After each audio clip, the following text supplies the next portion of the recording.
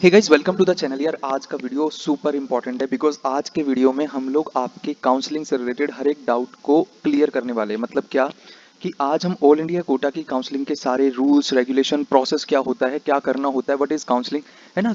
जिसको काउंसलिंग का सी भी नहीं पता ना, उसको आज लेक्चर खत्म होते होते इसको एक लेक्चर की तरह आपको देखना है। सारी चीजें बहुत क्लियरली बता दी जाएंगी, सारे रूल्स रेगुलेशंस, कब सीट छोड़नी है, फ्री एग्जिट क्या होता है, क्या कितने पैसे लगेंगे आपके, है ना, टोटल काउंसलिंग करने में, सिक्योरिटी डिपॉजिट कितना है, रजिस्ट्रेशन फीस कितना है, क्या रूल्स हैं सीट छोड़ने के, रिजाइन करने के, कितना टाइम मिलता है, सब कुछ डिस्कस करेंगे, है ना। ए टू जेड रूल्स को आपको अच्छे से सीख लेना है। बिना रूल्स के आप काउंसलिंग प्लान नहीं कर सकते, ठीक है। साथ में इस वीडियो के अंदर ऑल इंडिया कोटा की पूरी काउंसलिंग सिखाई जाएगी, एक एक स्टेप बाय स्टेप, बिल्कुल डिटेल में, डेप्थ में, बिना किसी जल्दबाजी के।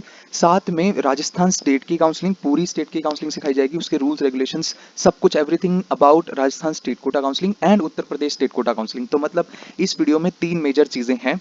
सबसे पहली चीज ऑल इंडिया कोटा की काउंसलिंग, दूसरी राजस्थान स्टेट कोटा की काउंसलिंग, उसके नियम कायदे कानून, पैसे कितने लगेंगे, सिक्योरिटी कब फॉरफिट होगी, रेजिग्नेशन कैसे देना है, सीट पे दे सकते हैं नहीं दे सकते, कब तक अलाउड है, ऐसी उत्तर प्रदेश के स्टेट काउंसलिंग रूल्स, क्योंकि सभी रूल्स एक जैसे नहीं होते, हर स्टेट के अपने अलग अलग नियम होते हैं। इस वीडियो के अंदर हमने दो मेजर स्टेट लिए हैं और ऑल इंडिया कोटा को लिया है, ठीक है। सो ये सभी उन कैंडिडेट्स के लिए इंपॉर्टेंट है जो ऑल इंडिया कोटा की काउंसलिंग कर रहे हैं, ठीक है। ऑल इंडिया काउंसलिंग के लिए तो आपको पूरी वीडियो देखनी ही देखनी है। साथ में उनके लिए एक एक्स्ट्रा चीज है, जो बच्चे राजस्थान स्टेट काउंसलिंग भी करेंगे, उत्तर प्रदेश स्टेट काउंसलिंग भी करेंगे, क्योंकि मैक्सिमम स्टूडेंट्स यहाँ से हैं, ठीक है। हम बिहार को भी कवर करेंगे, हम पंजाब को भी, हरियाणा को भी कवर करेंगे, मध्य प्रदेश को भी कवर करेंगे, है ना। हर एक मेजर स्टेट को कवर करेंगे, हम उत्तराखंड को भी कवर करेंगे, ठीक है, वेस्ट बंगाल को भी कवर करेंगे। बट एक इस वीडियो के अंदर अपन राजस्थान और उत्तर प्रदेश और ऑल इंडिया कोटा के सारे नियम कायदे कानून को अच्छे से सीखने वाले हैं। तो वीडियो आपको पूरी एंड तक देखनी है। कॉपी किताब लेकर बैठो, जब ढंग से, जब फ्री माइंड से बैठो, जब आपको काउंसलिंग सीखनी हो उस टाइम आपको ये वीडियो देखनी है, ठीक है। तो चलो शुरू करते हैं। सबसे इंपॉर्टेंट बात कि और काउंसलिंग जो चालू होने वाली है 6 तारीख से, वो होने वाली है mcc.nic.in पे चालू होने वाली है काउंसलिंग, ठीक है। तो आप लोगों को करना क्या है, देखो, सबसे पहले ये जान लो कि ऑल इंडिया कोटा की काउंसलिंग करनी किस किस स्टूडेंट्स को है, कौन सी सीट्स के लिए ऑल इंडिया काउंसलिंग होती है। तो सबसे पहले आप स्क्रीन पर जैसे कि देख भी पा रहे हो कि 15% ऑल इंडिया कोटा की जो सीट्स हैं एमबीबीएस बीडीएस की, हर एक स्टेट की, मतलब हर एक स्टेट की सारी सीटों का 15%, है ना, ऑल इंडिया कोटा में आता है। मतलब मैं हरियाणा से हूँ, ठीक है, मैं हरियाणा से हूँ और मुझे कर्नाटका में किसी गवर्नमेंट कॉलेज के अंदर एडमिशन चाहिए, तो मेरे को 15% ऑल इंडिया जो कोटा है ना, उसके अंदर पार्टिसिपेट करना पड़ेगा, है ना। एमसीसी की काउंसलिंग करनी पड़ेगी, ऑल इंडिया कोटा की काउंसलिंग करनी पड़ेगी, और मैं कर्नाटका के गवर्नमेंट मेडिकल कॉलेज में एडमिशन ले सकता हूँ मेरी मेरिट के बेसिस पे, ठीक है। तो 15%, हर एक कॉलेज की 15% सीटें, देश में हर एक स्टेट की हर एक कॉलेज की 15% सीटें ऑल इंडिया कोटा में आती है, जहां पर देश का कोई भी बच्चा पार्टिसिपेट कर सकता है। पहला चीज क्लियर हुआ, है ना। जिनको ये बेसिक बेसिक बातें पता है वो थोड़ी वीडियो को स्किप करते हुए चलो, आगे बहुत इंपॉर्टेंट चीजें हैं जो आपको कोई नहीं बताएगा इतनी डिटेल में, ठीक है। ये ऐसा मान के वीडियो बनाया जा रहा है कि आपको काउंसलिंग का सी भी नहीं आता है, ठीक है, तब बनाया जा रहा है, ठीक है। तो देखो, 100% सीटें जो बीएचयू की है ना, एमबीबीएस बीडीएस की सीटें, उस वो एमसीसी के पोर्टल पे ही होती है उसकी काउंसलिंग में। मतलब बीएचयू की सारी सीटें, क्योंकि बीएचयू एक सेंट्रल यूनिवर्सिटी है, उसकी कोई भी seat state UP state quota में नहीं जाती है, सारी सीटें ऑल इंडिया कोटा के थ्रू भरी जाती है। एम्स की भी सारी सीटें ऑल इंडिया कोटा के थ्रू भरी जाती है, ठीक है। तो आपको बीएचयू में एडमिशन चाहिए, एएमयू में एडमिशन चाहिए, जिपमर में चाहिए, एम्स में चाहिए, तो आपको ऑल इंडिया कोटा की काउंसलिंग करनी पड़ेगी। 100% डीम्ड यूनिवर्सिटी की सीट्स, देश में जो 51 डीम्ड यूनिवर्सिटीज हैं, उनकी भी 100% सीटों की काउंसलिंग एमसीसी के पोर्टल पे ही होती है, ठीक है। दिल्ली यूनिवर्सिटी के जो 5 कॉलेजेस हैं, दिल्ली यूनिवर्सिटी के कौन कौन से colleges, Maulana Azad medical college, Vardhman Mahavir medical college, LHMC, UCMS और आरएमएल, इन 5 कॉलेजेस की 15% सीटों की तो काउंसलिंग होती ही होती है, जैसा कि मैंने पहले भी बताया। साथ में 85% जो सीटें हैं जो Delhi state quota domicile students के लिए हैं, जिन्होंने अपनी 11th और 12th दिल्ली से करी हुई है, उनकी काउंसलिंग भी एमसीसी के इसी पोर्टल पे होती है। जो 2 कॉलेज बच गए बीएसए और एनडीएम से, जो कि आईपी यूनिवर्सिटी है दिल्ली के अंदर, वो अलग से काउंसलिंग कंडक्ट कराती है। 85% सीटें जो दिल्ली के कैंडिडेट्स के लिए है, जिन्होंने अपनी 11-12 दिल्ली से करी है ना। बीएससी और एनडीएमसी में यदि वो बच्चे एडमिशन लेना चाहते हैं उन 85% स्टेट कोटा सीट्स के लिए, तो उनको आईपी यूनिवर्सिटी आईपीयू के पोर्टल पर अलग से रजिस्ट्रेशन करना होता है, ठीक है। वहां पर उनकी काउंसलिंग होती है अलग तरीके से, ठीक है। ऑल इंडिया काउंसलिंग में क्या क्या होता है मैं वो डिस्कस कर रहा हूँ ना। जामिया की जो बीडीएस की सीटें, उसकी काउंसलिंग भी इसी पोर्टल पर होती है, एमसीसी के पोर्टल पर, ठीक है। और 15% all India Kota seats of ESIC, है ना। ईएसआईसी की जो ईएसआईसी कोटे वाली सीट्स हैं, मतलब जो ईएसआईसी वार्ड्स के लिए हैं, उसकी भी काउंसलिंग एमसीसी के पोर्टल पे होती है ना। और 15% सीटें जो ईएसआईसी इंस्टीट्यूट्स की है, वो भी उसकी काउंसलिंग भी ऑल इंडिया कोटा के थ्रू होती है। मतलब ये सारी चीजें जो मैं आपको समझा रहा हूं, है ना, एमसीसी के पोर्टल पे इन सभी सीटों के लिए क्या होती है, काउंसलिंग होती है। जो भी बच्चा इन सभी सीटों के लिए एलिजिबल है, वो एमसीसी की काउंसलिंग में पार्ट ले। ठीक है, नेक्स्ट बात करते हैं कि काउंसलिंग के स्टेप्स क्या है, क्या क्या प्रोसेस है, करना क्या होता है। देखो, सबसे पहले आएगा काउंसलिंग का शेड्यूल। ठीक है, एमसीसी का शेड्यूल आएगा, हम लोग आपको आगे अच्छे से बता देंगे, है ना। प्रीवियस वीडियोस में भी हमने एक झलक दिखाई थी उसकी, है ना। तो एमसीसी अपना काउंसलिंग का शेड्यूल रिलीज करेगा कि भाई राउंड 1 की काउंसलिंग कब कराएंगे, राउंड 2 की काउंसलिंग कब कराएंगे। तो मैं यहाँ पर प्रोसेस डिस्कस करने आया हूँ। वो शेड्यूल जब आएगा आपको चैनल पे बता दिया जाएगा। मेक श्योर आप चैनल को सब्सक्राइब कर लो, है ना। सबसे इंपॉर्टेंट बात ये कि आप सबसे पहले चैनल को सब्सक्राइब कर लो, क्योंकि अब से आप एक भी नोटिफिकेशन, कोई भी डिटेल मिस नहीं कर सकते हो। ठीक है, टेलीग्राम चैनल पे ज्वाइन कर लो, डिस्क्रिप्शन में लिंक दिया हुआ है। ठीक है, आगे बढ़ते हैं। काउंसलिंग के स्टेप्स क्या होते हैं, काउंसलिंग का प्रोसेस क्या है। देखो, सबसे पहले क्या होता है, रजिस्ट्रेशन होता है mcc.nic.in, ये वेबसाइट का नाम है, पोर्टल का नाम है। मेडिकल काउंसलिंग कमेटी ने एक वेबसाइट बनाई हुई है, उस वेबसाइट का नाम है। उस वेबसाइट पे रजिस्ट्रेशन होता है। ठीक है, रजिस्ट्रेशन करना है, जैसे नीट का एप्लीकेशन फॉर्म भरा था आपने, सिमिलर वैसा ही प्रोसेस होता है। रजिस्ट्रेशन कैसे करना है उसका हम अलग से गाइड, एक ट्यूटोरियल बना देंगे जब पोर्टल ओपन होगा तब। ठीक है, उसके बाद क्या होता है, आपकी सिक्योरिटी फीस और रजिस्ट्रेशन फीस सबमिशन होता है ना। रजिस्ट्रेशन फीस कितनी लगती है आपकी, आप स्क्रीन पे देख पाओगे। रजिस्ट्रेशन फीस लगती है आपकी 1000 रुपए लगती है, नॉन रिफंडेबल होती है। ये 1000 रुपए आपको देने ही देने हैं। अनरिजर्व कैटेगरी से हो तो 1000 रुपए, और रिजर्व कैटेगरी हो तो 500 रुपए आपकी रजिस्ट्रेशन फीस लगती है, जो कि नॉन रिफंडेबल है ना। डीम्ड यूनिवर्सिटी का रजिस्ट्रेशन कराना चाहते हो तो 5000 रुपए देने पड़ेंगे। ठीक है, सिक्योरिटी डिपॉजिट क्या है ना, सिक्योरिटी फीस रखवाई जाएगी आपसे, और वो कब फॉरफिट हो जाएगी हम आगे काउंसलिंग के रूल्स में डिस्कस करेंगे। ठीक है, सिक्योरिटी फीस कितनी रखवाई जाएगी आपसे, 10,000 रुपए अनरिजर्व के लिए, 5000 रुपए, है ना, रिजर्व कैटेगरी के लिए, और 2 लाख रुपए डीम्ड यूनिवर्सिटी की जो बच्चे काउंसलिंग कर रहे हैं उनको 2 लाख रुपए भरना है। अब सबसे बड़ा डाउट, सर क्या ये बताइए, अगर मैं गवर्नमेंट और डीम्ड दोनों की करना चाहता हूं तो क्या मुझे दोनों की फीस देनी पड़ेगी? नहीं, आपको केवल जो 5000 रुपए अपने डीम्ड यूनिवर्सिटी की रजिस्ट्रेशन फीस देनी है, और 2 लाख रुपए सिक्योरिटी फीस देना है, जो बच्चे डीम्ड और गवर्नमेंट दोनों करना चाह रहे हैं। तो इतने पैसे में आप दोनों की कर सकोगे। आपको अलग से 10,000 रुपए जमा नहीं कराने, अलग से 1000 रुपए जमा नहीं कराने। डीम्ड यूनिवर्सिटी के 2 लाख रुपए आपने सिक्योरिटी दे दिया, 5000 रुपए आपने रजिस्ट्रेशन फीस दे दी, उसके बाद आप गवर्नमेंट की भी चॉइस ऊपर डाल सकते हो। ठीक है, उसके बाद क्या होगा, आप ये प्रोसेस कंप्लीट करोगे, उसके बाद आपकी चॉइस फिलिंग होगी। सीट मैट्रिक्स रिलीज कर देगा एमसीसी, जितनी भी सीटें आएंगी, है ना, सीट मैट्रिक्स में आपको पता चल जाएगा किस कैटेगरी में कितनी सीट है, किस कॉलेज में। सीट मैट्रिक्स आने के बाद चॉइस फिलिंग का पोर्टल चालू खुल जाएगा, ओपन हो जाएगा। वहां पर आपको चॉइस फिलिंग करनी है। चॉइस फिलिंग कैसे करनी है वो भी हम आपको वीडियो ट्यूटोरियल के माध्यम से समझा देंगे कि पोर्टल पे चॉइस फिलिंग किस तरीके से करनी होती है। फिर होती है चॉइस फिलिंग, उसके बाद चॉइस लॉकिंग की डेट आती है। देखो, एमसीसी में क्या होता है, इस काउंसलिंग में क्या होता है, यदि आप चॉइस को लॉक करना भूल गए हो तो वो ऑटो लॉक कर देते हैं जहां पर आपने लास्ट छोड़ा होता है उसको। ठीक है, बट आपको रिकमेंडेड यही है कि आप ध्यान से, बिल्कुल अटेंशन से बैठें, है ना। वहां पर आपको चॉइस लॉक करने की जब टाइम दिया जाए, जो डेट दिया जाएगा, उस पर आपको चॉइस लॉक करनी चाहिए, ताकि आपसे कोई गलती तो नहीं होगी, वो एक बार वेरीफाई हो जाए। ठीक है, उसके बाद क्या होगा, सीट अलॉटमेंट प्रोसेस होगा एमसीसी का। वो एमसीसी का काम है, वो 2 दिन का टाइम लेते हैं। ये सब होने के बाद, उसके बाद 2 दिन बाद रिजल्ट अनाउंसमेंट होता है काउंसलिंग का। ठीक है, उसके बाद रिजल्ट में जिन जिन कैंडिडेट्स का नाम आया होता है, मतलब नाम नहीं, आपकी रैंक के साथ आपको अलॉटेड इंस्टीट्यूट दिखता है वहां पर। ठीक है, आपकी कैटेगरी के साथ। तो जिस भी इंस्टीट्यूट में आपका अलॉटमेंट आया होता है, वहां पे जाके आपको डॉक्यूमेंट्स ले जाकर के फिजिकली रिपोर्टिंग करनी होती है। डॉक्यूमेंट्स क्या क्या चाहिए होते हैं, ये हम पहले भी वीडियो में डिस्कस कर चुके हैं। जिसको नहीं पता क्या क्या डॉक्यूमेंट्स चाहिए होते हैं, है ना, वो हमारी वीडियो देख ले जाके, है ना, डिस्क्रिप्शन में लिंक भी हम दे देंगे उसका। ठीक है, तो आगे बढ़ते हैं। ये तो हुआ बेसिक स्टेप्स, है ना। अब क्या है, मेजर चीज जो आपको रूल समझने हैं वो क्या क्या है। जब राउंड 1 का रिजल्ट आएगा ना, राउंड 1 के रिजल्ट से पहले भी एक चीज हमें आपको सब समझानी है यहाँ पे, कि काउंसलिंग, स्टेट की काउंसलिंग और ऑल इंडिया की काउंसलिंग पैरेलल चलती है। ठीक है, ऑल इंडिया राउंड 1 की काउंसलिंग के पैरेलल स्टेट राउंड 1 की काउंसलिंग, मतलब एक हफ्ते के अंतराल के अंदर हर एक स्टेट अपनी काउंसलिंग चालू कर देगा। ठीक है, तो एक बच्चा 2 जगह की काउंसलिंग एक साथ करता है अमूमन, है ना। वो बात अलग है कि आपके पास मल्टीपल डोमिसाइल है, मल्टीपल स्टेट्स के डोमिसाइल है ना। अमूमन हर बच्चे के पास नहीं होते हैं, तो हर दो बच्चा दो जगह काउंसलिंग करता है। एक 15% ऑल इंडिया कोटा के लिए और एक अपने डोमिसाइल स्टेट के लिए। ठीक है, तो ऑल इंडिया कोटा राउंड 1 होता है, फिर स्टेट का राउंड 1 होता है, फिर ऑल इंडिया राउंड 2, फिर state round 2, all India round 3, state का मोप अप, ऑल इंडिया से वैकेंसी, स्टेट से वैकेंसी। ठीक है, इस तरीके से काउंसलिंग चलती है ना। कोई भी स्टेट अपनी काउंसलिंग ऑल इंडिया के राउंड 1 से पहले नहीं करा सकता, ये हम पहले डिस्कस कर चुके हैं। तो ये आइडियल सिनेरियो, इसमें कुछ गड़बड़ियां होती है, वो मैं आपको आगे बताऊंगा कि क्या गड़बड़ियां लास्ट ईयर हुई थी। ठीक है, इसकी धज्जियां कैसे उड़ी थी, वो सब कुछ बताऊंगा। उसका बच्चों ने किस तरीके से फायदा उठाया था, है ना, क्या क्या चीजें हुई थी लास्ट ईयर, मैं आपको सब अच्छे से समझाने वाला हूँ। ठीक है, तो हम बात करते हैं, जब राउंड 1 का रिजल्ट आ जाएगा mcc.nic.in पे, मतलब ऑल इंडिया कोटा के राउंड 1 का जब रिजल्ट आता है, तो उसमें आपके पास क्या क्या ऑप्शंस बनते हैं आपके पास, है ना।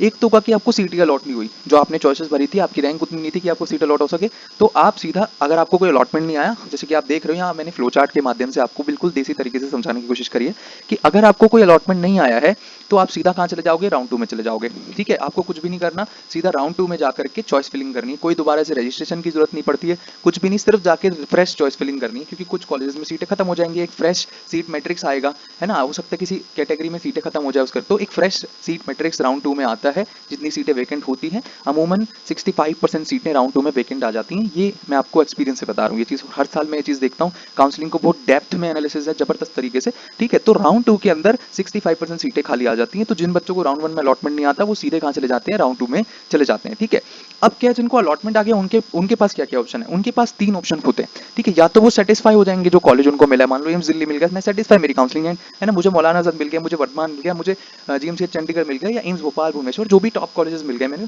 मेरी काउंसलिंग मेरी सेटिस्फाइड है, मैं उस कॉलेज से सेटिस्फाइड हूँ, मेरी काउंसलिंग एंड हो जाएगी, है ना, मैं रिपोर्टिंग कर दूंगा वहां पे जाकर के, अपने डॉक्यूमेंट सबमिट करा दूंगा, और क्या करूंगा मैं, अपने डॉक्यूमेंट्स और फीस वहां पे जमा करा के एडमिशन लूंगा, बढ़िया। ठीक है, उसके बाद और दो दूसरे ऑप्शन कौन से बचते हैं आपको, यदि अलॉटमेंट आया राउंड 1 के रिजल्ट में, आपके पास 2 ऑप्शन और बच गए, या तो आप फ्री एग्जिट करोगे या अपग्रेडेशन करोगे। फ्री एग्जिट क्या चीज होती है कि आपको अलॉटमेंट आया साउथ इंडिया की, मान लो मैं हरियाणा से हूँ, ठीक है, मुझे साउथ इंडिया में रामानाथपुरम में क्या आ गया, जीएमसी रामानाथपुरम में अलॉटमेंट आ गया, अब मैं वहां जाकर रिपोर्टिंग करना ही नहीं चाहता। ठीक है, मैं नहीं चाहता, मेरे को वो कॉलेज बिल्कुल पसंद नहीं, तो मैं क्या करूंगा, मैं फ्री एग्जिट ले लूंगा। पहले राउंड में एमसीसी ने फ्री एग्जिट अलाउ किया हुआ है, मतलब क्या, जो आपने 10,000 रुपए सिक्योरिटी दे रखी है वो जब्त नहीं होगी, आप सेकंड राउंड में फ्रीली आ सकते हो बिना कोई पैसे एक्स्ट्रा दिए, है ना, और दोबारा से चॉइस फिलिंग कर सकते हो।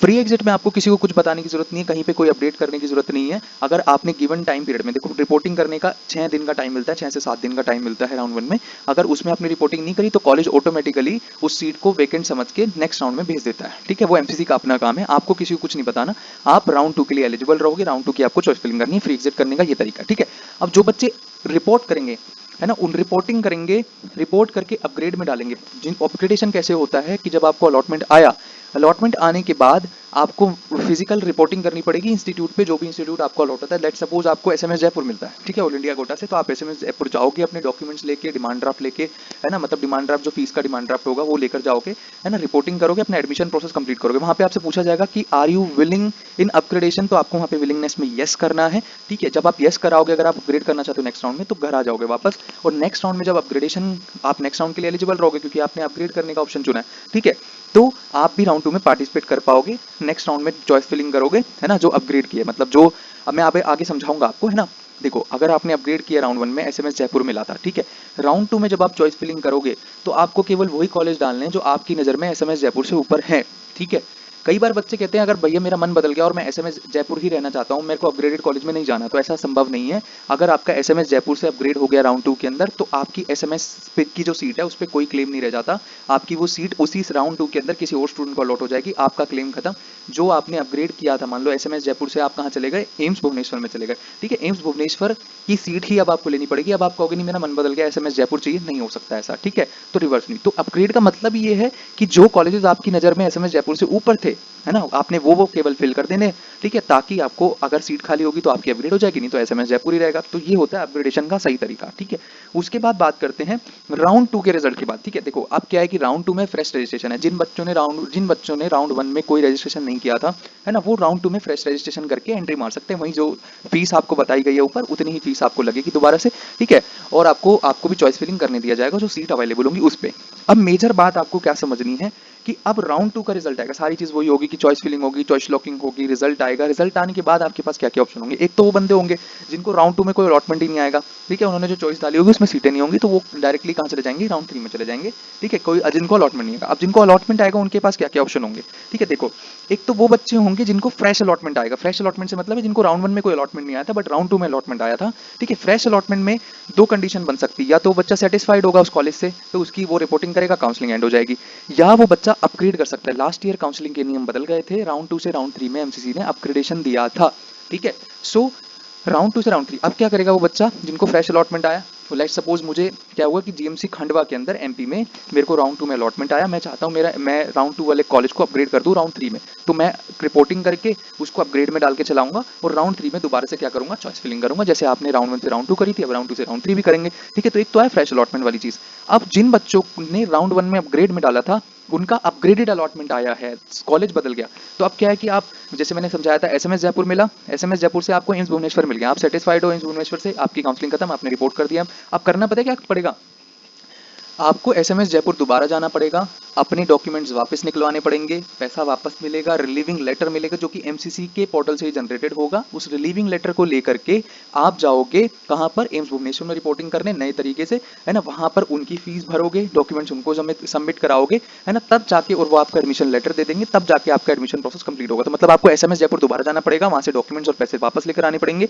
और आपको नए कॉलेज में जाकर के क्या करनी पड़ेगी, रिपोर्टिंग करनी पड़ेगी। ये तरीका है, ठीक है। जब आपकी काउंसलिंग एंड हो जाएगी, आप सेटिस्फाइड हो एम्स भुवनेश्वर से, आप सेटिस्फाइड, काउंसलिंग आपकी खत्म, ठीक है। उसके बाद क्या है कि अगर आप सेटिस्फाइड नहीं हो अपग्रेडेड अलॉटमेंट से, देन एक बार आप और अपग्रेड में डाल सकते हो। अब तरीका क्या है, ठीक है, अगर आप अपग्रेडेड अलॉटमेंट से सेटिस्फाइड नहीं हो, है ना, आपको एम्स भुवनेश्वर मिल गया, अब आप चारो नहीं मुझे वर्धमान महावीर मेडिकल कॉलेज दिल्ली मिल जाए, ठीक है, आप उससे भी सेटिस्फाइड नहीं हो, तो अब आपको क्या करना पड़ेगा, पहले एसएमएस जयपुर जाना पड़ेगा, वहां से रिलीविंग लेटर डॉक्यूमेंट लाने पड़ेंगे, एम्स भुवनेश्वर में रिपोर्टिंग करनी पड़ेगी और वहां पे विलिंगनेस ऑफ अपग्रेडेशन का फॉर्म भरना पड़ेगा दोबारा से, है ना। और राउंड 3 में फिर से चॉइस फिलिंग होगी। अगर मान लो आपके वीएमएमसी मिल गया आपको नेक्स्ट राउंड में, है ना, आपने भरा था ऊपर, आपको वीएमएमसी मिल गया, तो आपको फिर से क्या करना पड़ेगा, एम्स भुवनेश्वर जाके सारे डॉक्यूमेंट्स निकलवाने पड़ेंगे, रिलीविंग लेटर वहां से लेना पड़ेगा और बीएमएमसी में जाकर रिपोर्टिंग करनी पड़ेगी। तो एक टाइम टेकिंग प्रोसेस हो जाएगा आपके लिए, पर अपग्रेड आप कर सकते हो, ठीक है। उसके बाद क्या है कि राउंड 2 में कुछ ऐसे भी कैंडिडेट्स होंगे जो रिपोर्ट ही नहीं करेंगे और नहीं करते। देखो ये तो बात होगी टॉपर्स की, पर जिनकी रैंक 15, 16, 17,000, 19,000, 20,000 रैंक आती है ना, उनको मिलता है, नॉर्थ इंडियन कैंडिडेट्स होते हैं ये लगभग, उनको मिलता है साउथ इंडिया में कॉलेज या असम का दूर दराज का कॉलेज। तो वो क्या करते हैं, रिपोर्ट नहीं करते, है ना, रिपोर्ट नहीं करते। एक उनके पास ऑप्शन हो सकता था, या तो वो रिपोर्ट करके अपग्रेड कर देते, है ना, तो वही वाली दिक्कत हो जाती, पहले साउथ इंडिया दोबारा, अगर नेक्स्ट राउंड में उनका अपग्रेड हो जाता तो पहले वो साउथ इंडिया दोबारा जाते, रिलीविंग लेटर लेकर आते, बहुत खर्चा हो जाता, है ना। तो वो क्या सोचते हैं, 10,000 रुपए से ज्यादा खर्चा हो जाएगा आपका अगर इस रास्ते से जाओगे तो, ठीक है। तो वो खर्चा बचाने के लिए क्या होता है कि उस 10,000 को जाने देते हैं। आप एलिजिबल होते हो राउंड 3 के लिए, आपको दोबारा से सिक्योरिटी फीस देनी होती है। अगर आपने रिपोर्ट नहीं किया, मैं दोबारा रिपीट कर रहा हूं, अगर आपने राउंड 2 के अलॉटेड कॉलेज पे रिपोर्टिंग नहीं करी तो आपके 10,000 रुपए जब्त हो जाएंगे। पहली चीज ये समझ लो, सिक्योरिटी फोरफिट हो जाएगी। बट आप राउंड 3 के लिए एलिजिबल रहोगे, आपको दोबारा से जो पैसे हैं वो देने पड़ेंगे, 11,000 रुपए, मतलब 1,000 रुपए आपको जो नॉन रिफंडेबल रजिस्ट्रेशन फीस थी वो देनी पड़ेगी और 10,000 रुपए सिक्योरिटी फीस, तो टोटल 11,000 रुपए फिर से देकर के आप राउंड 3 में बैठ सकते हो। आपकी एलिजिबिलिटी बनी रहेगी, बट आपके जो 10,000 थे वो जब्त हो जाएंगे अगर आपने रिपोर्टिंग नहीं करी है तो वो हम आपको सिखाते हैं अच्छे से, जो बच्चे हमारे बैच में होते हैं, या हम यूट्यूब पे भी काफी अच्छे से सिखाते हैं, ठीक है। तो वो चीज को कैसे टैकल करना है वो हम अच्छे से सिखाएंगे। अभी काउंसलिंग के नियम जान लो क्या क्या है, ठीक है। ये हो गए राउंड 2 के नियम्स, ठीक है। उसके बाद आ जाती बात थोड़ी सी इंपॉर्टेंट पॉइंट की। अब एक एक पॉइंट को बड़ा ध्यान से समझना, वही मैंने जो समझाया वहीं पे लिखा भी हुआ है। ये जो पीडीएफ है, जो प्रेजेंटेशन है, इसकी पीडीएफ आपको टेलीग्राम चैनल पे मिल जाएगी, वहां से डाउनलोड करना, इजीली पढ़ना। अभी समझ लो एक एक पॉइंट को इंपॉर्टेंट से, ठीक है। देखो पहला पॉइंट क्या है कि if upgraded in round 2 the candidate must take relieving letter from round 1 seat and join round 2 से। जैसे मैंने बताया कि आपको राउंड 1 वाले कॉलेज से अगर आपका अपग्रेड हो जाता है तो आपको राउंड 1 वाले कॉलेज से रिलीविंग लेटर लाना पड़ता है, अपने डॉक्यूमेंट्स और पैसे वापस लाके राउंड 2 में रिपोर्ट करना होता है, ठीक है। समझ में आया पॉइंट 1। पॉइंट 2 क्या बोल रहा है, candidates allotted seat in round 2, है ना, बट हु डिडंट रिपोर्ट और join the allotted shall forfeit their security deposit. मैंने पहले ही कहा कि अगर आपको राउंड 2 में अलॉटमेंट आया और आपने वो सीट पर रिपोर्ट नहीं किया तो आपकी सिक्योरिटी क्या हो जाएगी, फॉरफिट हो जाएगी, मतलब जब्त हो जाएगी, ठीक है। और तीसरा पॉइंट क्या कहता है, candidates getting upgraded in round 2 shall not have any claim on round 1 seat. जैसा कि मैंने समझाया कि अगर आपका राउंड 1 वाला सीट अपग्रेड हो गया है, एसएमएस जयपुर से एम्स भुवनेश्वर चले गए हो, तो अब आपका एसएमएस जयपुर की सीट पे कोई क्लेम नहीं रह जाता। आपका मन नहीं बदल सकता अब कि नहीं मुझे तो एसएमएस जयपुर ही चाहिए, मुझे एम्स भुवनेश्वर नहीं चाहिए। अब आप ऐसा नहीं कर सकते, वो आपको पहले सोचना चाहिए था, ठीक है। अपग्रेड का मीनिंग ये है कि जो आप अच्छा चाहते हो, इससे और ऊपर जाना चाहते हो, अपग्रेड का मीनिंग ये होता है, ठीक है। कई बार बच्चे सवाल पूछते हैं कि सर अगर मैंने अपग्रेड किया और मुझे नीचे का कॉलेज मिल गया तो, नहीं नहीं नहीं, ऐसे कैसे नीचे का कॉलेज मिल गया यार। जो आपको आपकी नजर में कॉलेज एसएमएस जयपुर से ऊपर है, केवल उतने ही कॉलेज डालने हैं, केवल उतने ही कॉलेज डालने हैं। अपग्रेड कब होगा, अगर जो आपने कॉलेज डाले हैं एसएमएस जयपुर से ऊपर, ठीक है, आपको एसएमएस जयपुर भी दोबारा डालने की जरूरत नहीं है, ठीक है। आपको वही कॉलेज डालने हैं ऊपर जो आपकी नजर में एसएमएस जयपुर से ऊपर है, जिसको आप अच्छा मानते हो, जो आपकी प्रायोरिटी में पहले थे, ठीक है। आपको केवल उतने ही कॉलेज डालने हैं। यदि सीट खाली होगी तो अपग्रेड हो जाएगा, नहीं तो आपका एसएमएस जयपुर ही रहेगा, ठीक है। एसएमएस जयपुर ही रहेगा, ये मीनिंग होता है इस चीज का, ठीक है। नीचे नहीं जाती है कभी भी चीजें। हाँ, वो बात अलग है कि आपने एसएमएस जयपुर से जो आपकी नजर में नीचे कॉलेज था वो भी चॉइस फिलिंग में डाल दिया, वो चीज नहीं करनी। उस चीज के लिए वही ना, ये बहुत कॉम्प्लेक्स चीज है, अच्छे से करनी है, अच्छे से समझनी है, इसलिए मैं पहले ही आपको रूल्स रेगुलेशन सब क्लियरली बता रहा हूँ, ठीक है। सो पेरेंट्स के साथ बैठ के देखो, अच्छे से देखो, हर बच्चा सब समझ लो ढंग से, है ना। अपने पेरेंट्स को भी दिखाओ, पेरेंट्स अगर देख रहे हैं तो वो अपने स्टूडेंट्स को भी ढंग से समझाए जिन्होंने प्रोसेस करना है। बहुत इंपॉर्टेंट चीजें हैं, ठीक है। फोर्थ पॉइंट क्या कह रहा है, if a candidate freshly registered in round 2 और नॉट अलॉटेड अ सीट, ही और she can participate in round 3 directly without fresh registration. भाई मैंने कहा कि जिसको कोई अलॉटमेंट ही नहीं है उसको फ्रेश रजिस्ट्रेशन की जरूरत नहीं है। फ्रेश रजिस्ट्रेशन राउंड 3 में वही बच्चा करेगा जिन्होंने अपनी सिक्योरिटी फॉरफिट करा लिया, लॉट हुआ था पर रिपोर्ट करने नहीं गए, ठीक है। जिनको कुछ मिला ही नहीं है उनको कोई फ्रेश रजिस्ट्रेशन की जरूरत नहीं है, ठीक है। उनका जो रजिस्ट्रेशन हुआ होता वैसा ही रहेगा, बस आपको चॉइस फिलिंग दोबारा से करते रहनी है, ठीक है। पांचवा पॉइंट क्या कह रहा है, however if an upgraded candidate does not want round 1 seat he may avail exit with forfeiture within 2 days of the round 2 results announcement. बहुत इंपॉर्टेंट पॉइंट है, बहुत ज्यादा इंपॉर्टेंट पॉइंट है। अब आपको समझो, मैं समझाता हूं इसका सिग्निफिकेंट क्या है, सिग्निफिकेंस क्या है, ठीक है। अगर आपका, देखो मैं क्या लिखा है, दोबारा अच्छे से पढ़ना। However if an upgraded candidate does not want round 1 seat he may avail exit with forfeiture within 2 days of round 2 results announcement. ठीक है, कहना ये चाह रहा है कि अगर आपका राउंड 2 में अपग्रेडेशन नहीं हुआ, ठीक है, आपने एसएमएस जयपुर से एम्स भुवनेश्वर डाला हुआ था, आपका अगर आपका नहीं हुआ अपग्रेडेशन, आपका एसएमएस जयपुर ही रह गया। अब आप अब आप चाहते हो नहीं मुझे एसएमएस जयपुर तो चाहिए ही नहीं था, मैंने तो सेफ्टी के लिए रिपोर्टिंग करी थी, तो क्या कर सकते हो, आपके पास ऑप्शन क्या है, आप रिजल्ट का जब राउंड 2 का रिजल्ट अनाउंस हो जाएगा ना, उसके 2 दिन के अंदर अंदर एमसीसी डेट टाइम सब बता देगी, उस 2 दिन के अंदर अंदर आपको रेजिग्नेशन देना होगा कॉलेज के अंदर। ठीक है, आपको सीट से रिजाइन देना होगा, तभी आप छोड़ोगे, बट जो आपकी सिक्योरिटी होगी वो इस केस में फोरफिट हो जाएगी। ठीक है, ये अच्छे से समझ लेना, आप रिजाइन कर सकते हो सीट से, कोई दिक्कत नहीं है। ठीक है, आप एसएमएस सीट नहीं चाह रहे, आप रिजाइन कर दो। ठीक है, आप रिजाइन कर दो, कोई इशू नहीं है, बट 2 दिन का समय होगा, राउंड 2 का जब रिजल्ट अनाउंसमेंट होगा उसके 2 दिन बाद तक ही आप रिजाइन कर सकते हो, उसके बाद आप रिजाइन नहीं कर सकते अगर आपका अपग्रेड नहीं हुआ तो। ठीक है, बहुत अच्छे से समझ में आया। नेक्स्ट क्या है, अब आपको अच्छे से समझना पड़ेगा कि who are eligible for round 3। ठीक है, सब फटाफट बात कर लेते हैं कि कौन बच्चे हैं जो राउंड 3 के लिए एलिजिबल होंगे। सबसे पहले कौन है, registered candidate who did not get any seat allotment in round 1 and round 2, जिसको राउंड 1 राउंड 2 में कोई सीट नहीं मिली थी, वो सभी बच्चे एलिजिबल होंगे राउंड 3 के लिए, जैसा कि मैंने पहले भी बताया आपको। सेकंड कौन से होंगे, registered candidates who have secured seat and who second round of allotted seat got cancelled during the document verification on the reporting for admission will be considered for allotment of seat. मतलब कहना क्या चाह रहा है कि मान लो आपने OBC category पे आपको सीट अलॉटमेंट हुआ था, है ना, आप जब डॉक्यूमेंट वेरिफिकेशन कराने पहुंचे, रिपोर्टिंग करने पहुंचे, वहां पे पता चला कि आपके वो डॉक्यूमेंट गलत है। ठीक है, आप ओबीसी के नहीं हो, तो आप नेक्स्ट राउंड की काउंसलिंग के लिए एलिजिबल रहोगे, बट आपको एज अ जनरल कंसिडर किया जाएगा, ओबीसी कंसिडर नहीं किया जाएगा, ये कहना चाह रहा है। ठीक है, उसके बाद क्या है, कौन सा ऐसा बच्चे हैं तीसरे नंबर पे, candidates who have reported at allotted institute during round 2 of allotment and submitted willingness of upgradation. Yes, ठीक है, जिन्होंने राउंड 2 में रिपोर्ट करके क्या किया था, अपग्रेड में डाला था, वो बच्चे भी राउंड 3 के लिए एलिजिबल रहेंगे, है ना। ग्रुप 4 कौन सा है, candidates who have been allotted seat in round 2 but did not join or resign and exited after forfeiture of the fees। मतलब जिनको अलॉटमेंट आया था, उन्होंने कोई रिपोर्टिंग नहीं करी, उन्होंने अपनी सिक्योरिटी फॉरफिट कराई, अब वो बच्चे एलिजिबल हैं, बट मैंने जैसे कि बताया आपको दोबारा से जो क्या करना पड़ेगा, रजिस्ट्रेशन फीस और सिक्योरिटी फीस दोबारा से देनी पड़ेगी, बट आप एलिजिबल हो जैसा कि रूल्स में लिखा भी है क्लियरली। ठीक है, अब कौन बच्चे एलिजिबल नहीं है, जिन्होंने राउंड 1 राउंड 2 राउंड 3 में रजिस्टर ही नहीं किया, वो बच्चे एलिजिबल नहीं है, पहली चीज।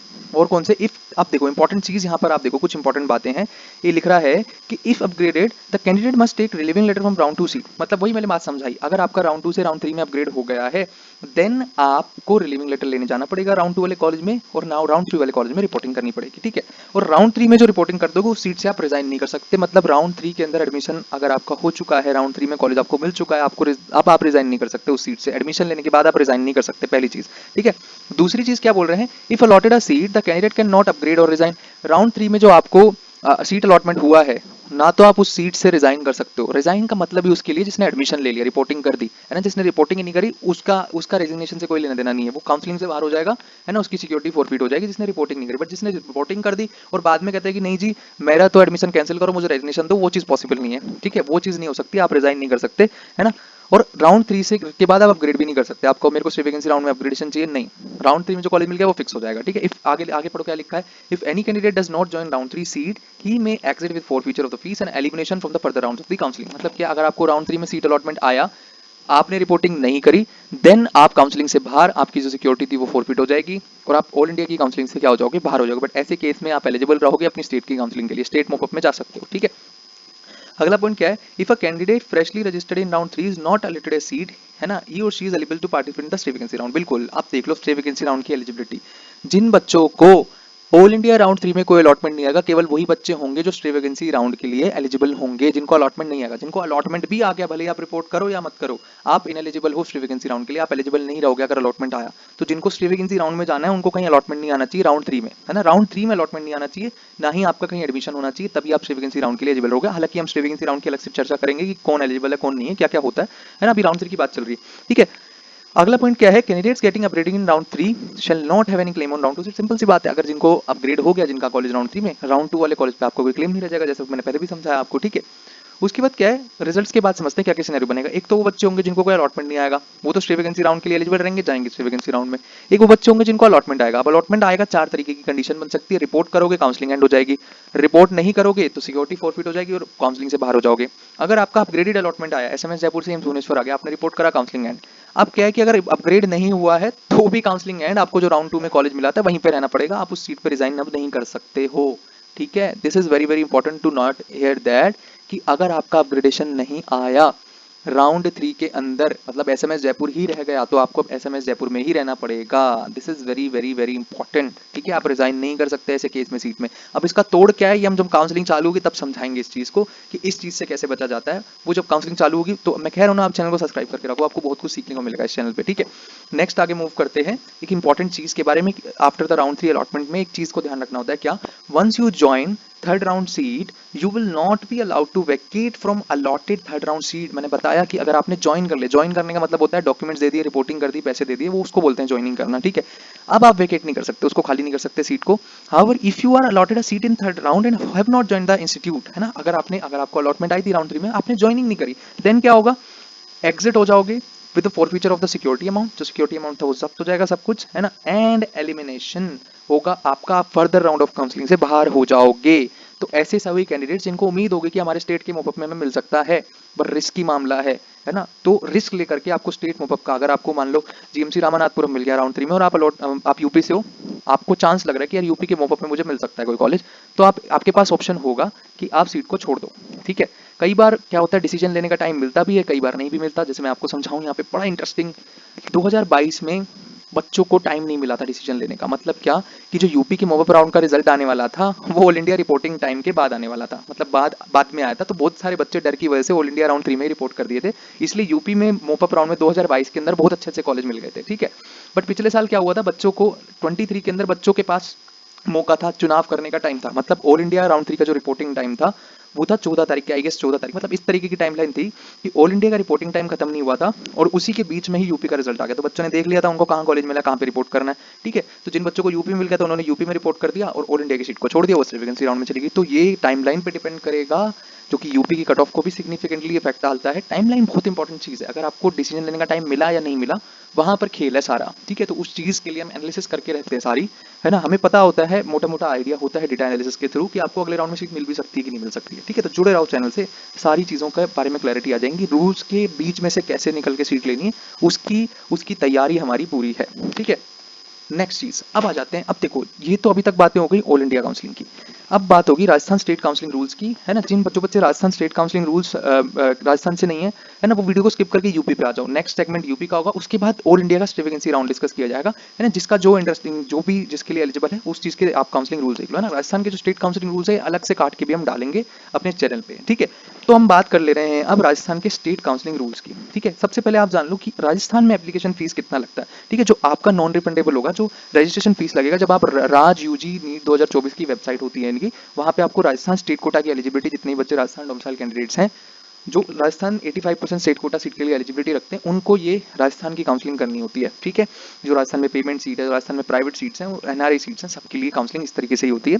ठीक है, तो मैं गवर्नमेंट की बात कर रहा हूँ स्पेसिफिकली, गवर्नमेंट वालों को क्या करना है। ठीक है, जितने भी कैंडिडेट्स हैं उनको एक नॉन रिफंडेबल एप्लीकेशन फीस देनी होगी 2000 रुपए की, अगर आप अनरिजर्व कैटेगरी से हो। अगर आप रिजर्व कैटेगरी से हो, जो कैटेगरीज यहाँ मेंशन्ड है, उनको 1200 रुपए देने होते हैं। एक चीज और होती है, जिन बच्चों की भी फैमिली इनकम 2.5 लाख से कम है, वहाँ पे ऑप्शन दिया जाता है कि आप 1200 रुपए देना चाहते हो या 2000 रुपए। तो जिनकी फैमिली इनकम 2.5 लाख से कम है तो वो 1200 रुपए वाला ऑप्शन को चूज कर सकते हैं, बट बाद में जब डॉक्यूमेंट वेरिफिकेशन होगा तब आपको इनकम सर्टिफिकेट अपना देना होगा, तभी आप वो ऑप्शन को चूज करो।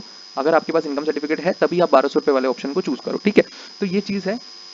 तो आपको अनरिजर्व कैटेगरी में राजस्थान में 2000 रुपए रजिस्ट्रेशन फीस और रिजर्व कैटेगरी के अंदर आपको 1200 रुपए लगते हैं। ठीक है, सिक्योरिटी अमाउंट कितना लगता है राजस्थान में, देखो अच्छे से सीखो। देखो 10,000 रुपए सिक्योरिटी अमाउंट आपको देना होता है रजिस्ट्रेशन के टाइम पे यूआर और ईडब्ल्यूएस कैटेगरी में, और 5,000 रुपए रिजर्व कैटेगरी में। बाकी जितनी भी category MBC, OBC, ST, ST, ये जितनी भी कैटेगरीज यहाँ पे गिवन है सबके लिए। ठीक है, consider opting MBBS BDS course in government medical college, dental college, government society medical college, RUHS CMS, RUHS CD, ESIC medical college and Geetanjali medical college government seat. देखो राजस्थान में गीतांजलि मेडिकल कॉलेज है जिसकी 10 सीट्स गवर्नमेंट फीस पे उपलब्ध है। ठीक है, Geetanjali medical college एक प्राइवेट मेडिकल कॉलेज है, बट उनकी 10 सीट्स गवर्नमेंट फीस पे दी जाती है। तो जो बच्चे इन कॉलेजेस के लिए, गवर्नमेंट कॉलेजेस के लिए करना चाह रहे हैं, उनको 10,000 रुपए सिक्योरिटी अमाउंट देना है। रिजर्व कैटेगरी से तो 5,000 रुपए देना है। अब मजे की बात पता है क्या है, जो बच्चे गवर्नमेंट मेडिकल कॉलेज में जो पेमेंट सीट है उसकी काउंसलिंग भी करना चाह रहे हैं, उनको भी इतना ही सिक्योरिटी अमाउंट देना है। आपको 2 लाख नहीं देना। देखो 2 लाख किसको देना, 2 लाख उस बच्चे को सिक्योरिटी अमाउंट देना है for opting MBBS course in private medical college,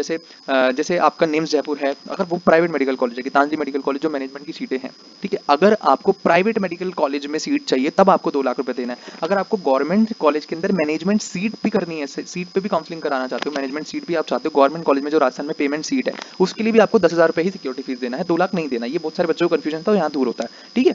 अगर आपको प्राइवेट के अंदर प्राइवेट डेंटल कॉलेज जो राजस्थान के हैं उसमें करना है तो 10,000 रुपए सिक्योरिटी मनी है। सिक्योरिटी मनी और रजिस्ट्रेशन फीस समझ में आई कितनी है, लास्ट ईयर तक थी, अगर इस साल कुछ चेंज होगा तो बता देंगे। देखो स्टेट के काउंसलिंग नियम सिग्निफिकेंटली चेंज नहीं होते हैं, जो पिछले साल होते हैं वो इसी साल होंगे, ठीक है। तो मोस्ट प्रोबेबली जो रूल्स मैं आपको बता रहा हूँ ये चेंज नहीं होंगे, यदि कोई चेंज होगा तो मैं आपको बता दूंगा, ठीक है।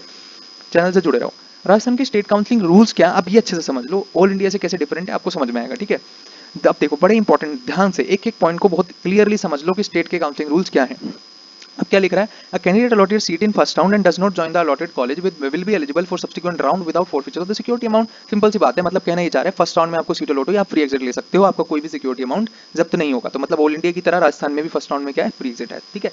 सेकंड चीज क्या है, first round join candidate who has not been upgraded during second round of counseling may resign without forfeiture of this within 2 days of the declaration of round 2 results। कहना क्या चाह रहा है कि जिन बच्चों ने, देखो राउंड 1 से राउंड 2 राजस्थान में अपग्रेडेशन दिया गया है, ठीक है।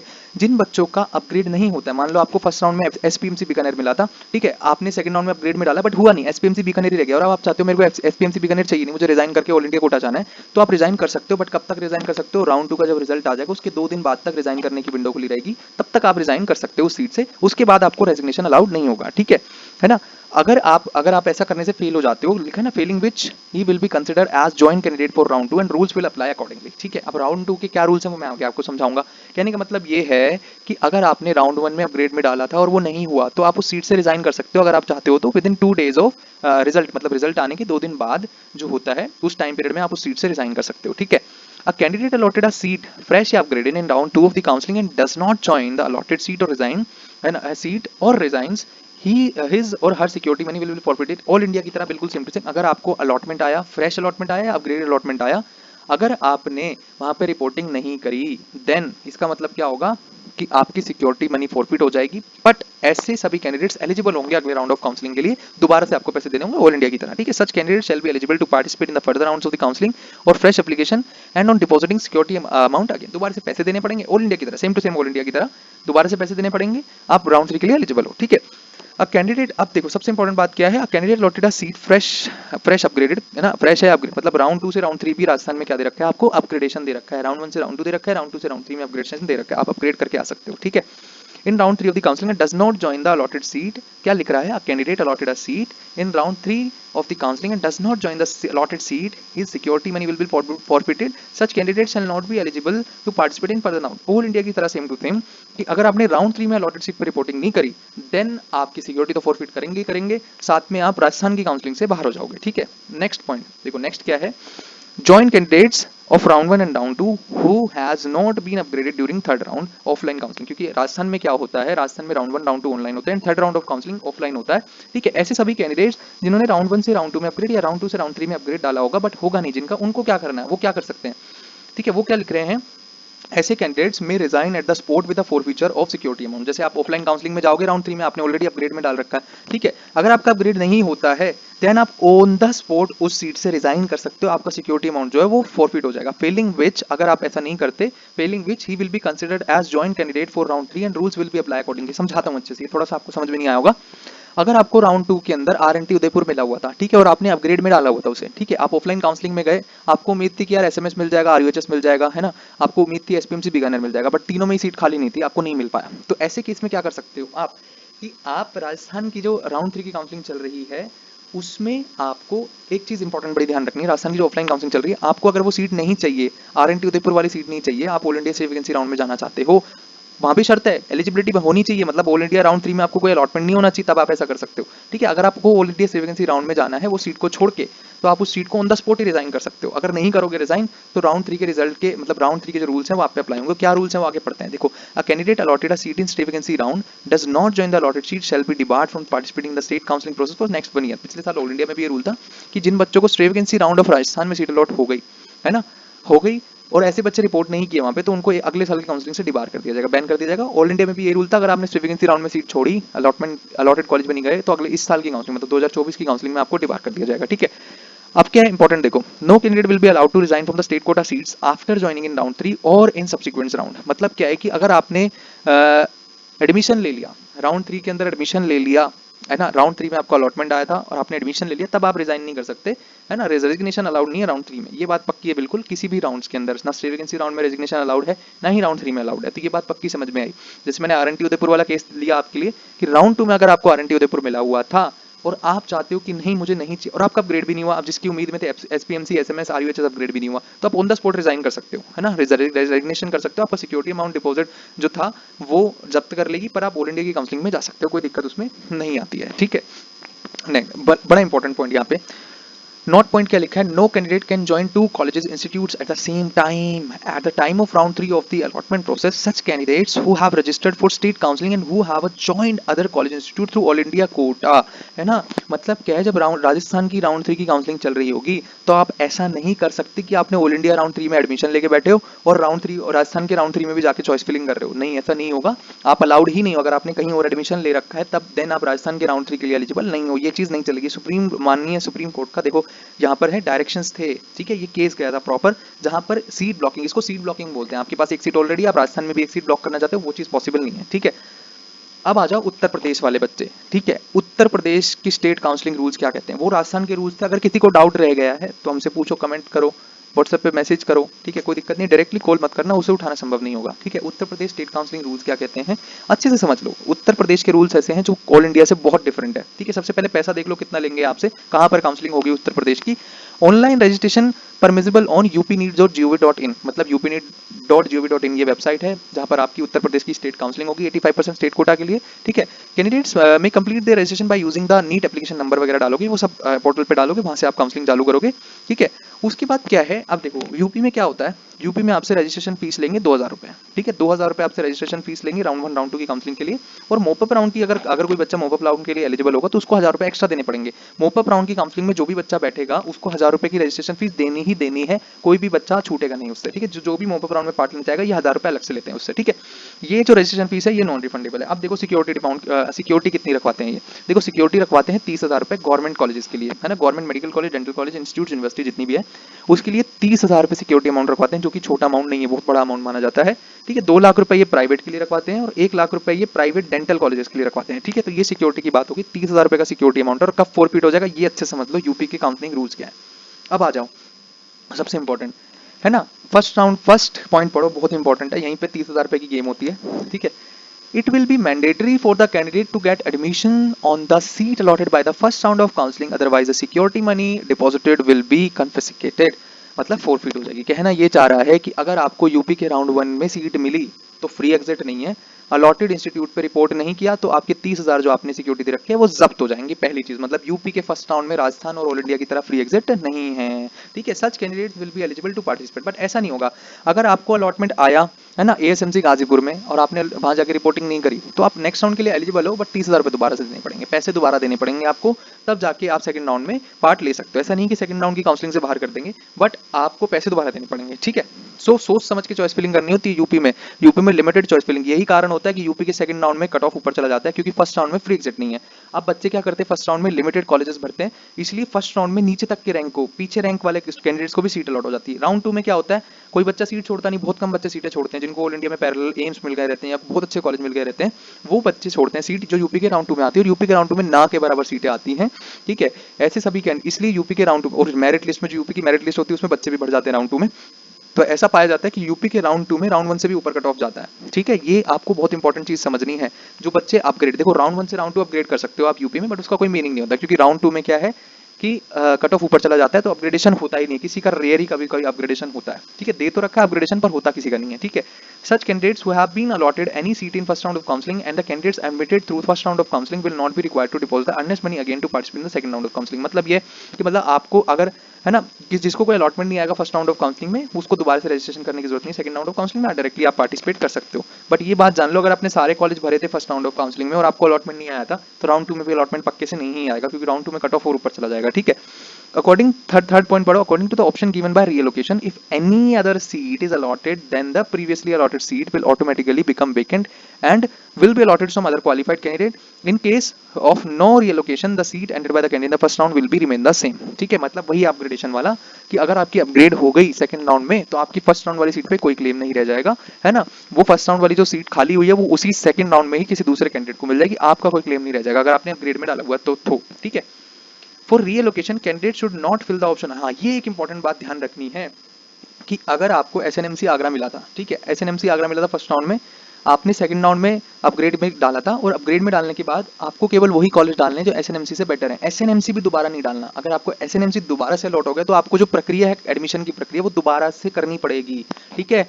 तो अगर दोबारा से अलॉटमेंट आ गया तो आपको दोबारा से एडमिशन प्रोसेस करना पड़ेगा। अगर नहीं करोगे तो आपका ऑटोमेटिकली जो एडमिशन है वो कैंसिल कर दिया जाएगा। तो ये यूपी में एक चीज लफड़ा है कि अगर आपने गलती नहीं करनी, मतलब एसएनएमसी दोबारा से अगर राउंड 2 की चॉइस फिलिंग में डाल दिया तो आपको दोबारा अलॉटमेंट भी आ गया, आपको एसएनएमसी में दोबारा से एडमिशन प्रक्रिया पूरी करनी होगी, जो कि बहुत हेक्टिक प्रोसेस हो जाता है, ठीक है। तो आपको सुझाव ये रहेगा कि एसएनएमसी दोबारा नहीं डालना, केवल उससे ऊपर के कॉलेजेस डालने हैं, ठीक है।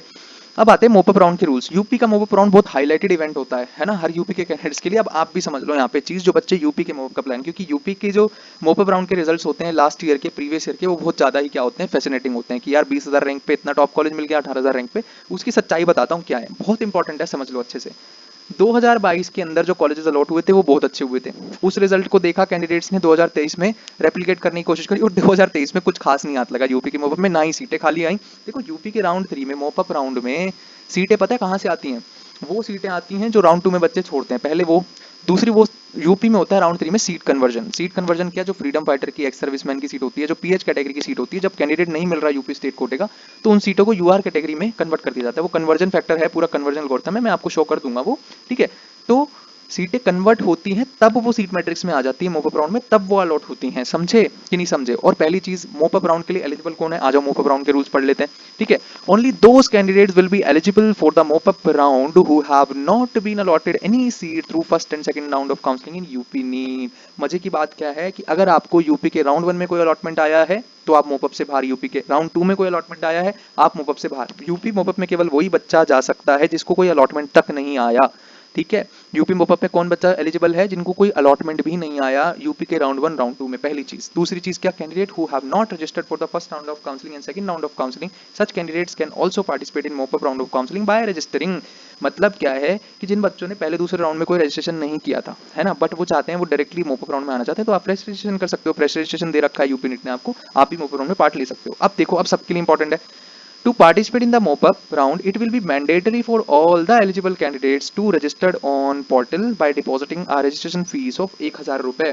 मतलब आपने पहले 2,000 दे रखे हैं, उससे मतलब नहीं, जो मोपअप राउंड में पार्टिसिपेट करना चाह रहे हैं उसको 1,000 रुपए अलग से देने ही पड़ेंगे, ठीक है। समझ में आई बात, 1,000 रुपए देने ही देने हैं, ठीक है। Candidate allotted through the, next point पढ़ो, fourth point, candidate allotted through the counselling of first and second round of UP NEET and candidates admitted through all India quota and any other round of counselling other states will not be eligible for the mop up round. मतलब क्या है कि जिन बच्चों को UP NEET के round 1-2 में कोई allotment आया वो भी बाहर, और जो ऑल इंडिया कोटा में कहीं पे एडमिशन ले चुके हैं वो बाहर। अलॉटेड नहीं, अलॉटेड नहीं, देखो इंपॉर्टेंट बात समझो, जिनको ऑल इंडिया राउंड 3 में मान लो कोई अलॉटमेंट आता है ना, और वो उस सीट को छोड़ देते हैं, ठीक है। अलॉटमेंट आता है, मैंने समझाया ना, टाइमलाइन की गेम है सारी।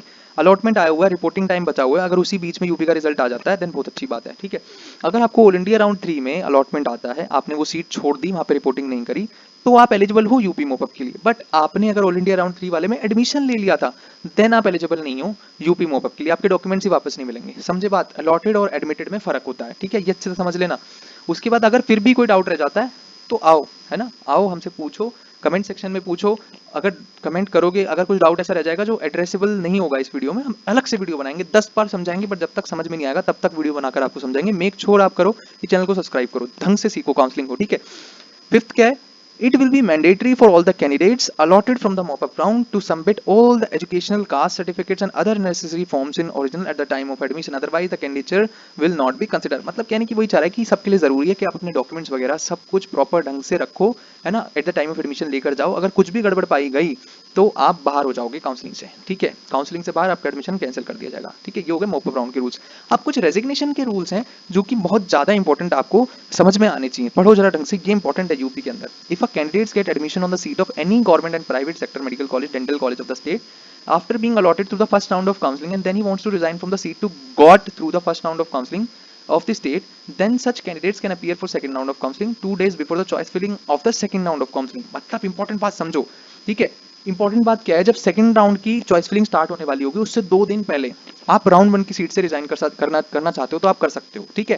ताकि क्या हो, ये क्यों करा गया है, ताकि जो आप सीट छोड़ो वो सीट मैट्रिक्स में ऐड कर दी जाए राउंड 2 की। अगर आप सीट छोड़ोगे ही नहीं तो यार रिजाइन ही नहीं करोगे तो सीट मैट्रिक्स में कैसे जाएगा, है ना। तो 2 दिन पहले चॉइस फिलिंग से 2 दिन पहले राउंड 2 की जब चॉइस फिलिंग स्टार्ट होगी उससे 2 दिन पहले, जैसे एग्जांपल भी यहाँ पर दिया गया है कि अगर if choice filling of the second round start from the 24 July 2023 then the candidate can resign his seat till 4 बजे ऑफ 21 जुलाई। 21 जुलाई की 4 बजे से पहले पहले आपको सीट से रिजाइन कर देना है। अगर ऐसा नहीं करते, in a situation the security earnest money means होता है security money deposit by the candidate will be confiscated, ठीक है ना। तो आपकी सिक्योरिटी मनी तो फॉरफिट होगी ही होगी। अगर आप रिजाइन करोगे तो सिक्योरिटी तो जानी ही जानी है 30,000 रुपए, बट आप रिजाइन करके ऑल इंडिया कोटा जाना चाह रहे हो, कोई कारण होगा आपके पीछे रिजाइन करने का, अगर ऑल इंडिया में सीट मिल गई तो आप वहां जा सकते हो। रिजाइन करने की जो तिथि होगी वो 2 दिन पहले होगी चॉइस फिलिंग से। ये इंपॉर्टेंट है, राउंड 1 में रेजिग्नेशन अलाउड है मतलब आपको, ठीक है। After the completion of second round of counseling of the state for medical and dental colleges of the state sector, no candidate admitted from the first and second round will be allowed to vacate his seat, even if the candidate vacates his seat 2 days before the mop-up round.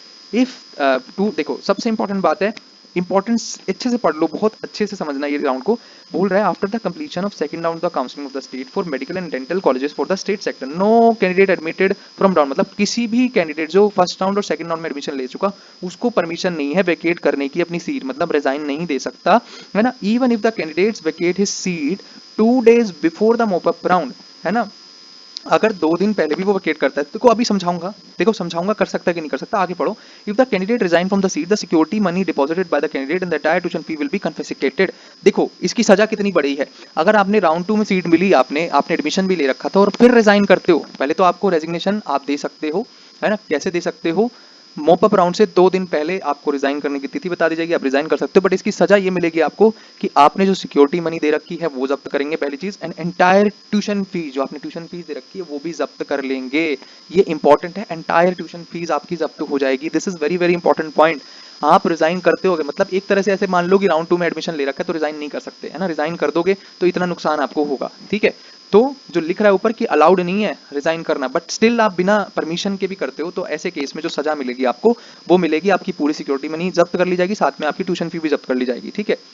उसके बाद resignation rule क्या कहते हैं, the candidate admitted to the first round of counselling for government sector does not take admission second round of counseling after relocation, then the earnest money deposited by the candidate and tuition fee will be confiscated। बड़ा important rule है यहाँ पर, कह रहा है if a candidate admitted to the first round of counseling for government sector medical dental and does not take admission in the second round of counseling, है ना, after रीअलोकेशन मतलब अपग्रेडेशन का मामला है ना। अगर आपने राउंड 1 में अपग्रेड में डाला था, राउंड 2 में अपग्रेड हो गया, है ना, और आप वहां पे जाकर एडमिशन नहीं लेते, तो ऐसे में क्या होगा, द मनी जो आपने डिपॉजिट करा रखी थी सिक्योरिटी मनी वो फॉरफिट हो जाएगी, and tuition fee will be confiscated, मतलब जो आपने फर्स्ट राउंड वाले कॉलेज में ट्यूशन फीस दे रखी थी वो वापस नहीं करने वाले, ठीक है, वो वापस नहीं करेंगे ऐसे केस में। अगर मान लो आपको फर्स्ट राउंड में एएसएमसी मिर्जापुर मिला था, है ना, सेकंड राउंड में आपने अपग्रेड में डाला, आपको एएसएमसी फतेहपुर मिल गया, ठीक है। अब आप कह रहे हो कि नहीं मेरे को फतेहपुर नहीं चाहिए, ना ही मुझे वो चाहिए, तो आपका क्या होगा कि आप रिजाइन अगर ऐसे केस में करते हो देन आपकी ट्यूशन फीस भी फॉरफिट हो जाएगी और आपकी सिक्योरिटी मनी भी फॉरफिट हो जाएगी, ठीक है। एक और इंपॉर्टेंट चीज यहाँ पर देख लो कि for a medical dental in the government sector the candidate resigns from his seat after the mop up cycle और बिफोर कंप्लीटिंग द कोर्स, मतलब मॉप अप राउंड के बाद अगर आप सीट से रिजाइन करते हो